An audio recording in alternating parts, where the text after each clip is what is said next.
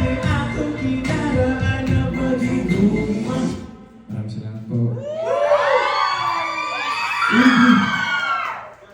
Binigay ito sa iba eh. No? Para sa'yo, Bea.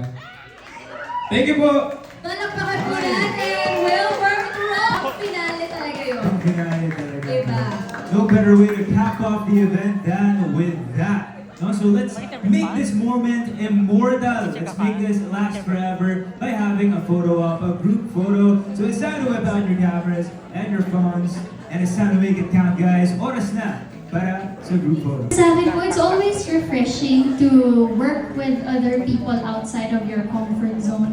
And bukod sa it's refreshing, it's nice to explore, but also it's such an honor to work with these directors na talagang kilala at napakahuhusay. At lahat naman, kada director na mga trabaho ko namin, may mga natututunan kami. And I think it's also nice for the viewers because they also see different flavors, different atake kada libro, kada season, kada title. So I think it's also nice, hindi lang para sa amin, but for everyone also.